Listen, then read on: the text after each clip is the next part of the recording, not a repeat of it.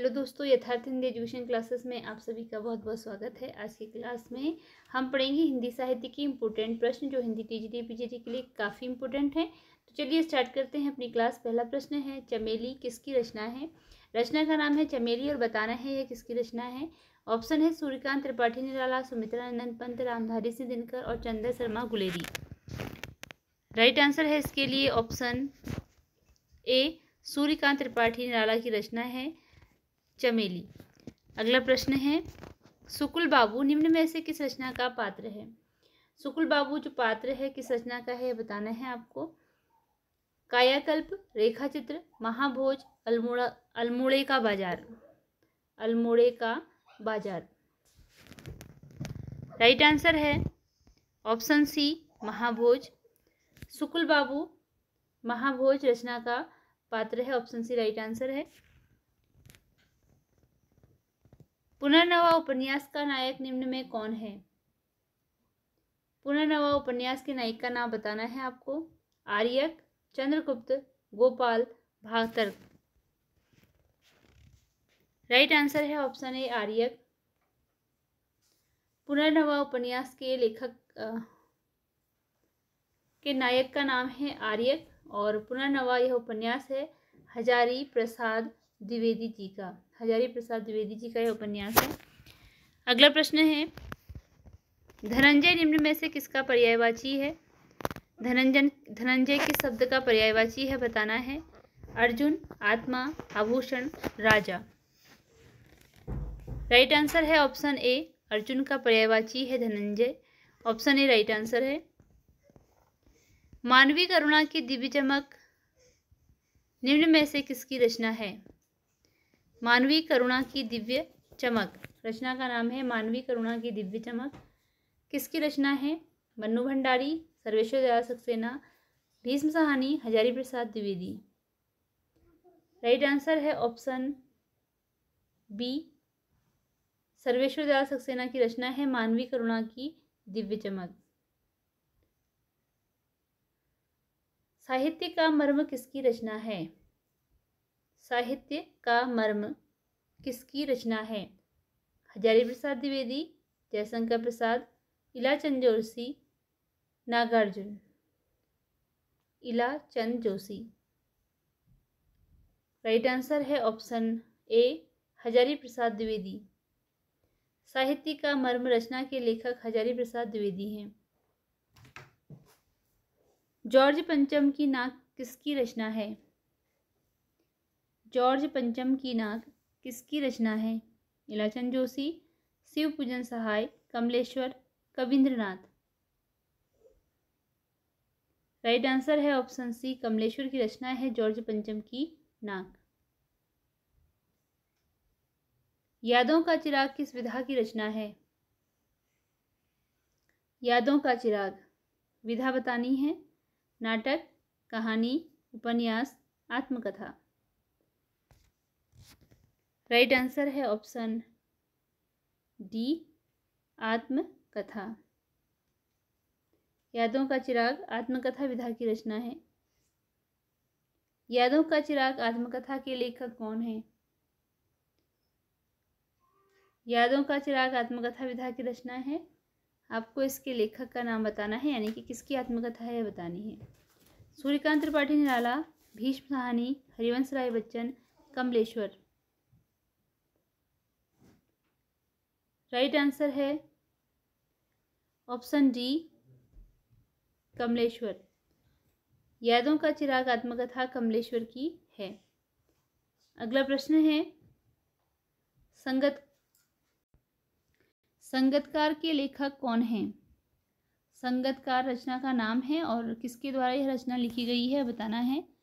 Option है अध्यापक पूर्ण सिंह, मंगलेश डबराल, वीरेंद्र डंगवाल, राम वृक्ष बेनीपुरी। राइट आंसर है इसके लिए ऑप्शन बी, मंगलेश डबराल की रचना है। ऑप्शन बी इसके लिए राइट आंसर है।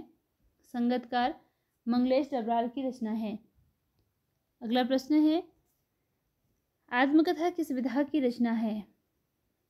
आत्मकथ्य रचना का नाम है रचना का नाम है आत्मकथ्य और आपको बतानी है कि इसकी विधा क्या है। कविता, नाटक, आत्मकथा, डायरी। राइट आंसर है ऑप्शन ए, कविता। आत्मकथा, आत्मकथ्य कविता विधा की रचना है। अगला प्रश्न है, आत्मकथ्य किसकी रचना है? भारतेंदु हरिश्चंद्र, जयशंकर प्रसाद, हरिवंश राय बच्चन, सूर्यकांत त्रिपाठी, निराला। राइट आंसर है ऑप्शन बी, जयशंकर प्रसाद की रचना है आत्मकथ्य। ऑप्शन बी राइट आंसर है। अगला प्रश्न है, निम्न में कौन सा एक विषम संयोजन है? विषम का अभिप्राय है कि जो गलत है वह बताना है आपको, कोई एक गलत है। कहत कबीर, सुनो भाई साधु, नरेंद्र मोहन, मुक्तिपथ, उदय शंकर भट्ट, शकुंतला की अंगूठी, सुरेंद्र वर्मा, अंजो दीदी, Vishnu Prabhakar. Right answer option D है, अंजो दीदी। यह विषम संयोजन है। विषम का अभिप्राय है कि गलत है। अंजो दीदी यह विष्णु प्रभाकर की रचना नहीं है, यह है उपेंद्र नाथ अस्क की यह रचना है। उपेंद्र नाथ अस्क की रचना का नाम है अंजो दीदी। इसके अतिरिक्त कहत कबीर, सुनो भाई साधु, नरेंद्र मोहन की रचना है। मुक्तिपथ उदय शंकर भट्टी की रचना है। शकुंतला की अंगूठी सुरेंद्र वर्मा की रचना है। तो आपको क्योंकि इसमें नहीं वाला बताना था कि जो विषम संयोजन है वह कौन सा है, तो राइट आंसर ऑप्शन डी है, अंजो दीदी उपेंद्र नाथ अस्क की रचना है, विष्णु प्रभाकर की रचना नहीं है। अगला क्वेश्चन है, अंजो दीदी निम्न में से किसकी रचना है? क्वेश्चन यहाँ पर आ गया है कि अंजो दीदी रचना किसकी है? Upendra Nath Ashk, Narendra Mohan, Ram Kumar Verma, Bhuvneshwar Prasad. Right answer option A है, अंजो दीदी यह रचना है उपेंद्र नाथ अस्क की। ऑप्शन ए इसके लिए राइट आंसर है। अगला प्रश्न है, जूही की कली एकांकी के लेखक कौन हैं? जूही की कली एकांकी विधा की बात है। रामकुमार वर्मा, रेवती शरण शर्मा, मोहन राकेश, विनोद रस्तोगी। राइट आंसर है इसके लिए ऑप्शन ए, रामकुमार वर्मा की रचना है जूही की कली। रामकुमार वर्मा। यहाँ पर बात एकांकी की है। एकांकी जो है रामकुमार वर्मा ने लिखी। एक अन्य रचना है जूही की कली, जिसको निराला के द्वारा लिखा गया है। ठीक है, जो एकांकी विधा की रचना है जूही की कली वह रामकुमार वर्मा के द्वारा लिखी गई है। अगला प्रश्न है, अमेरिका का मस्त योगी वॉल्ट व्हिटमैन किसकी रचना है? अमेरिका का मस्त योगी वॉल्ट व्हिटमैन के रचनाकार कौन हैं? सरदार पूर्ण सिंह, महावीर प्रसाद द्विवेदी, श्याम सुंदर दास, बालकृष्ण भट्ट। राइट आंसर है ऑप्शन ए, सरदार पूर्ण सिंह की रचना है अमेरिका का मस्त योगी वॉल्ट व्हिटमैन। ऑप्शन ए इसके लिए राइट आंसर है, सरदार पूर्ण सिंह। अगला क्वेश्चन है, प्रलय की छाया के रचनाकार निम्न में से कौन है? प्रलय की छाया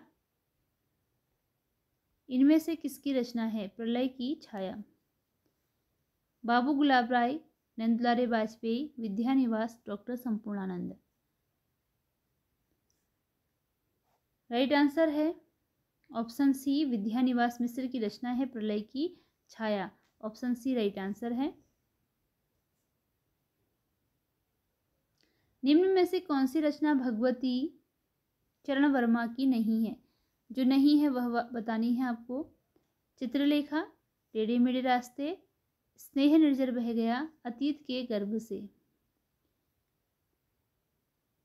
राइट आंसर ऑप्शन सी है, स्नेह निर्झर बह गया। ऑप्शन सी राइट आंसर है, स्नेह निर्झर बह गया यह भगवती चरण वर्मा की नहीं है। चित्रलेखा, टेढ़े मेढ़े रास्ते और अतीत के गर्भ से यह रचनाएं भगवती चरण वर्मा की हैं। अगला क्वेश्चन है, स्नेह निर्झर बह गया किसकी रचना है? गजानन माधव मुक्तिबोध, त्रिलोचन, सूर्यकांत त्रिपाठी निराला, राम वृक्ष बेनीपुरी। राइट आंसर है ऑप्शन सी सूर्यकांत त्रिपाठी निराला की रचना है। स्नेह निर्झर बह गया सूर्यकांत त्रिपाठी निराला की रचना है। अगला प्रश्न है,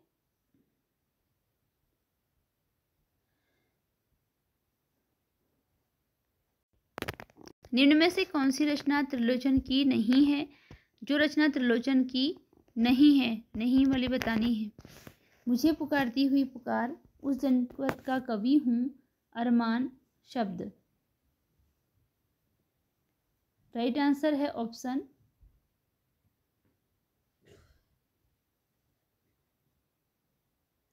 ए, मुझे पुकारती हुई पुकार। यहाँ पर रचना का नाम है अर्धान है इसका नाम।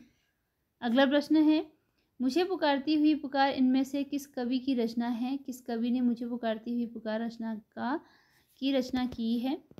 फणेश्वर नाथ रेणु, रामरक्ष बेनीपुरी, गजानन माधव मुक्तिबोध, कमलेश्वर। राइट आंसर है ऑप्शन सी, गजानन माधव मुक्तिबोध की रचना है मुझे पुकारती हुई पुकार। ऑप्शन सी राइट आंसर है।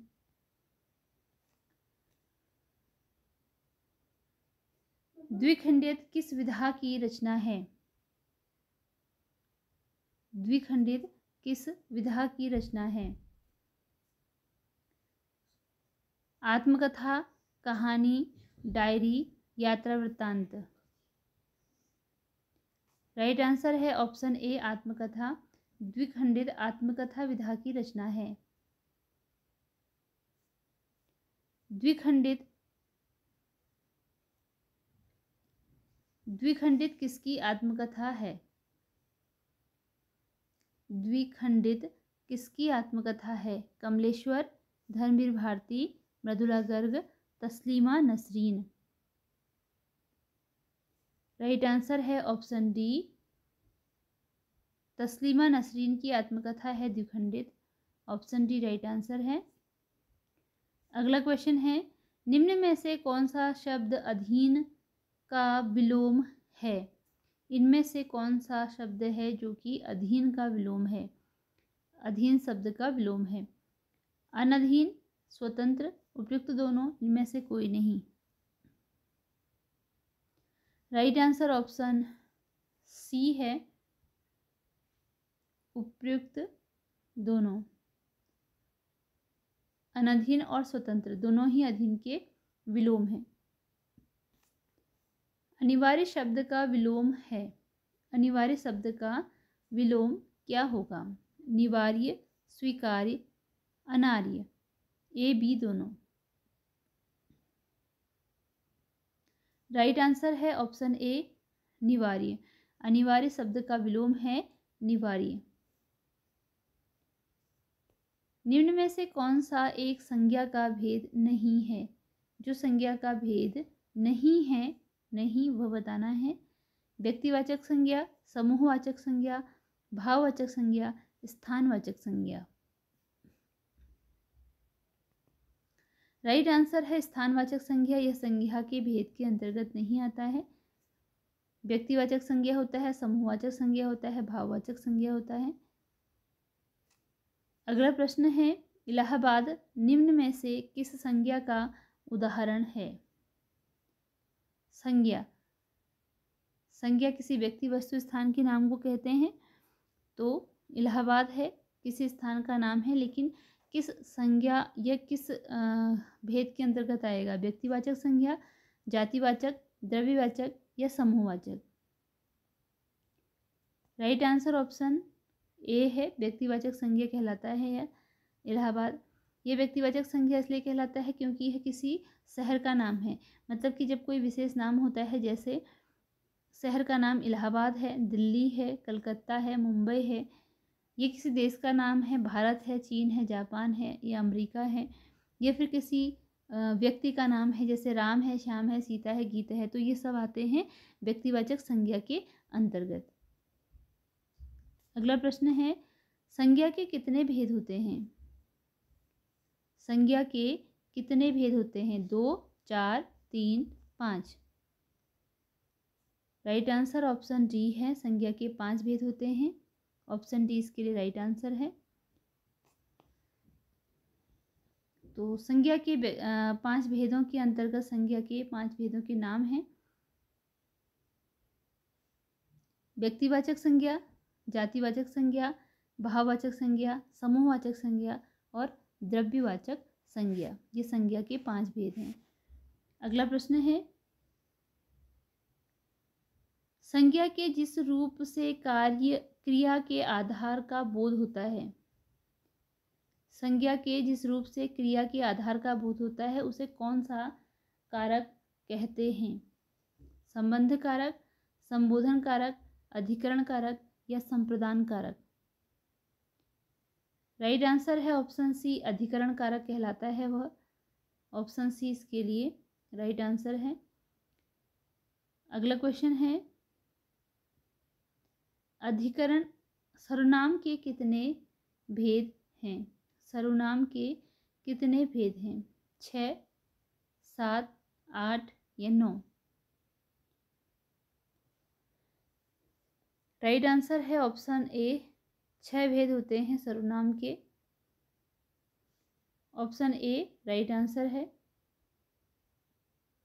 अगला क्वेश्चन है, कर्मवाच्य वह कहलाता है जिसमें, कर्मवाच्य वह कहलाता है जिसमें क्रिया कर्म के अनुसार हो, क्रिया कर्ता के अनुसार हो, क्रिया कर्म कर्ता दोनों के अनुसार हो, या इनमें से कोई नहीं? राइट आंसर ऑप्शन ए है, कर्मवाच्य वह कहलाता है जिसमें कि क्रिया कर्म के अनुसार हो। अगला प्रश्न है, देखो वह घर पर आया है, यह किस काल का उदाहरण है? संदिग्ध वर्तमान, संभाव्य वर्तमान, सामान्य वर्तमान?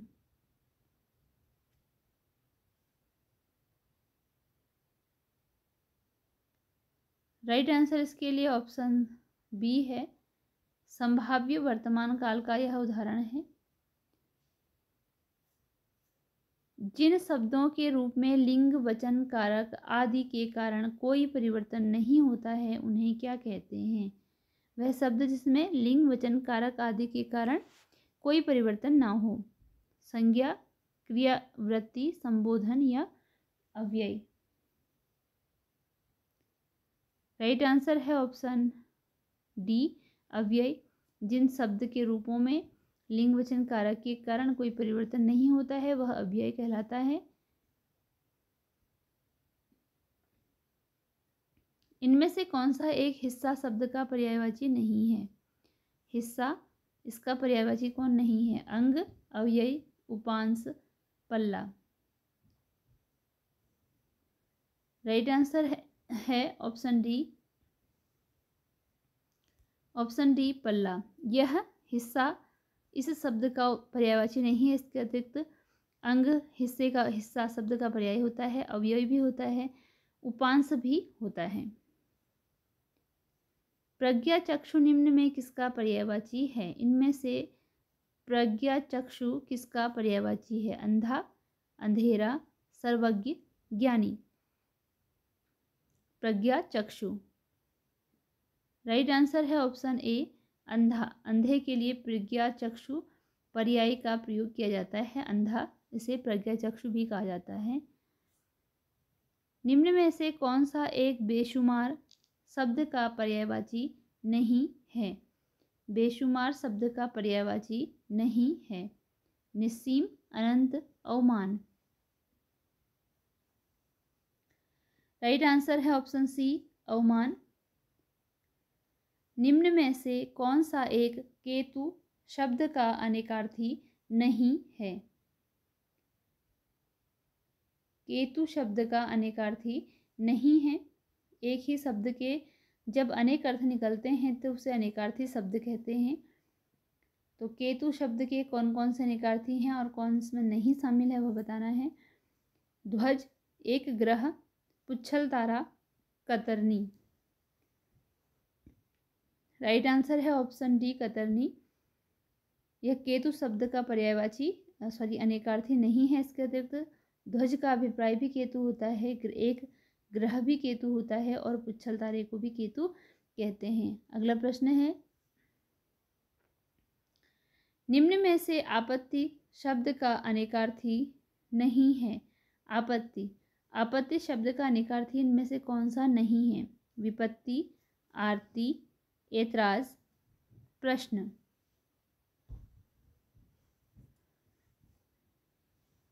राइट आंसर है ऐतराज। यह आपत्ति शब्द का अनेकार्थी नहीं है। इसके अतिरिक्त विपत्ति भी है।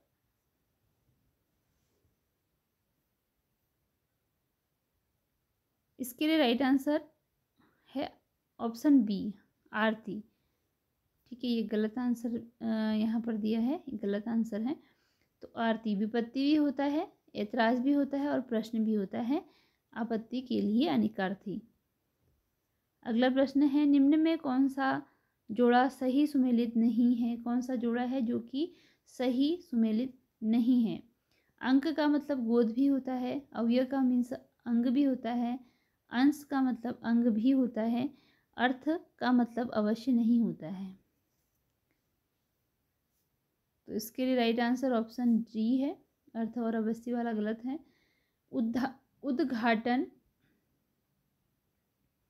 उद्घाटन शब्द निम्न में से किसका उदाहरण है? फारसी शब्द है, तत्सम शब्द है, तद्भव शब्द है या फिर विदेशत शब्द है या देशज शब्द है। तो उद्घाटन बताना है कौन सा शब्द है। इसके लिए राइट आंसर है ऑप्शन बी, तत्सम शब्द। उद्घाटन शब्द जो है यह तत्सम शब्द है, ऑप्शन बी राइट आंसर है। अगला प्रश्न है, निम्न में से कौन सा एक तत्सम शब्द का उदाहरण नहीं है? इनमें से कौन सा है जो कि तत्सम शब्द नहीं है? अष्टानवती, आर्द्रक, अद्रक, अनाड़ी, अनार्य। राइट आंसर है अद्रक, अनाड़ी। अनाड़ी और अद्रक ये दोनों ही शब्द तत्सम शब्द के उदाहरण नहीं है। ये दोनों ही शब्द हैं तद्भव। ये दोनों शब्द तद्भव हैं। इसके अतिरिक्त अष्टानवती, आद्रक और अनार्य ये तत्सम शब्द के उदाहरण हैं। अगला प्रश्न है, अनाड़ी शब्द का तत्सम रूप निम्न में से कौन सा है? निम्न में से कौन सा है जो कि अनाड़ी का तत्सम रूप है? आणी, अनार्य, आर्द्रक, आभार। राइट आंसर है ऑप्शन बी, अनार्य। अनाड़ी शब्द का तत्सम रूप है अनार्य। अधिकार में लाया गया या जिसे अधिकार दिया गया हो के लिए एक शब्द क्या है? अधिकृत, अधिपति, अध्यादेश, अनाहत। राइट आंसर है ऑप्शन ए, अधिकृत। अधिकार में लाया गया या अधिकार दिया गया हो उसके लिए एक शब्द है अधिकृत। जो किसी वस्तु या व्यक्ति के प्रति आसक्त हो के लिए एक शब्द है। आसक्ति, पूर्ण अनुरक्त, अनुग्रहित, अनुदित। राइट आंसर है option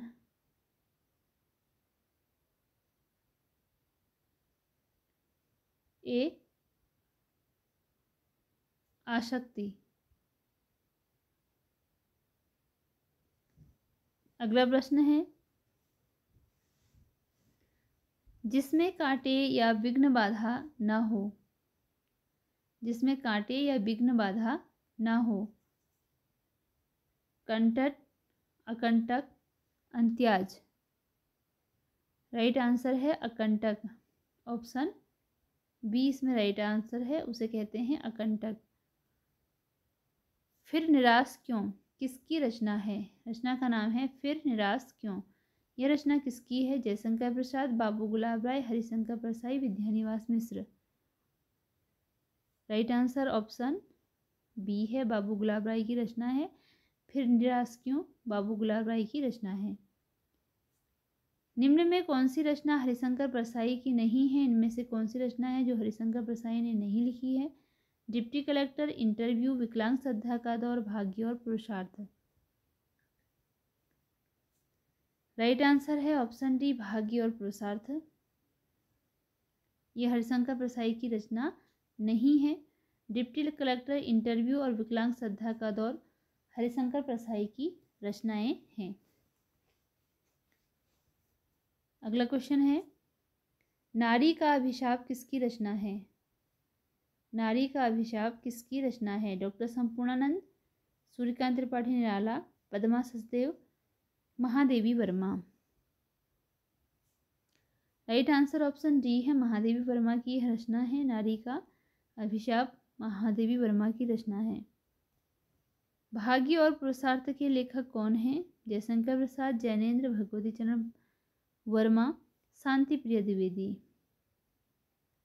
right answer option B है, जैनेन्द्र कुमार की रचना है भाग्य और पुरुषार्थ। ऑप्शन बी इसके लिए राइट आंसर है। नई कविता का आत्मसंघर्ष निम्न में से किसकी रचना है? इनमें से किसके द्वारा नई कविता का आत्मसंघर्ष रचना लिखी गई है? गजानन माधव मुक्तिबोध, त्रिलोचन, फणीश्वर नाथ रेणु, राम वृक्ष बेनीपुरी। राइट आंसर है ऑप्शन ए, गजानन माधव मुक्तिबोध की रचना है नई कविता का आत्मसंघर्ष।